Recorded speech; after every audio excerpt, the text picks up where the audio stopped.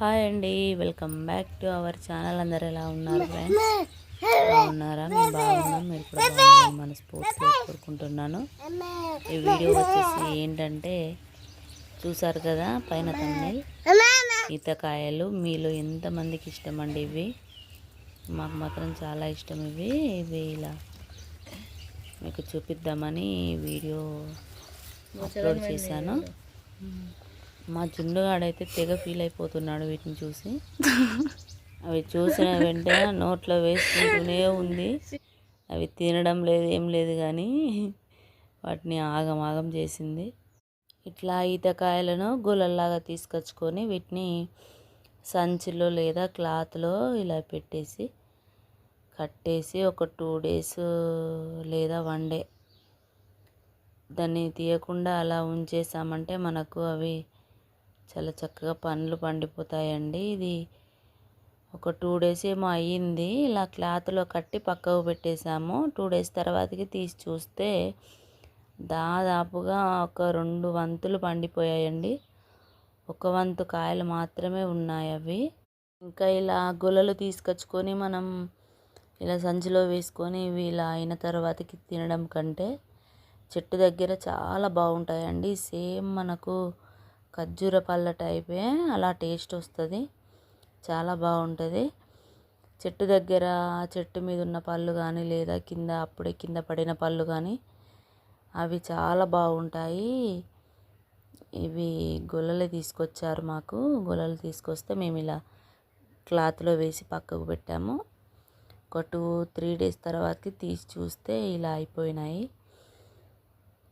చూడండి ఎంత బాగున్నాయో. మీలో ఎంతమందికి ఇష్టం అండి ఇవి? సేమ్ ఖర్జూర పళ్ళు అలా టేస్టే ఉన్నాయి. కాకపోతే ఇది గింజ అనేది కొంచెం మందం వచ్చి పైన తోలు పల్చగా ఉందండి ఈ కాయ. కొన్నిటికేమో గింజ అనేది చిన్నగా ఉండి అది గుజ్జుతోటి తోలు బాగుంటుంది.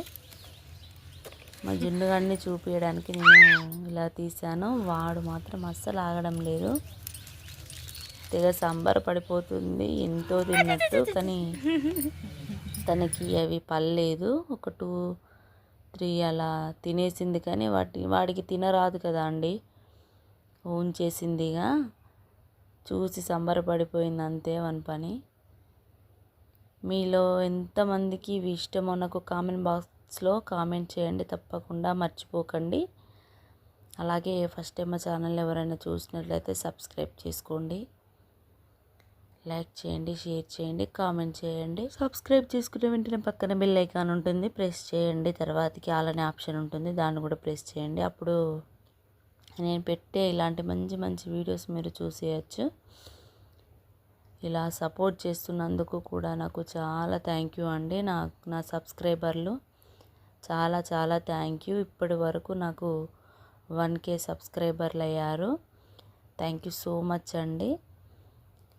తప్పకుండా సబ్స్క్రైబ్ చేసుకొని లైక్ చేసి షేర్ చేసి కామెంట్ చేసి ఇలా ఛానల్ని ముందుకు నడపాలని మనస్ఫూర్తిగా కోరుకుంటున్నాను.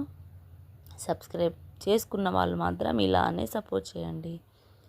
థ్యాంక్ యూ అండి, థ్యాంక్ యూ సో మచ్. చూడండి మా జున్నుగాడు ఎలా చేస్తున్నాడో. వాడు అలా నోట్లో వేసుకోవడమే, అలాగే ఉంచడమే. ఆ డబ్బా మొత్తం నిండిపోయినాయండి ఇవి పండ్లు, ఈత పండ్లు. చాలా సూపర్ అంటే సూపర్గా అనిపించింది మాకు మాత్రం.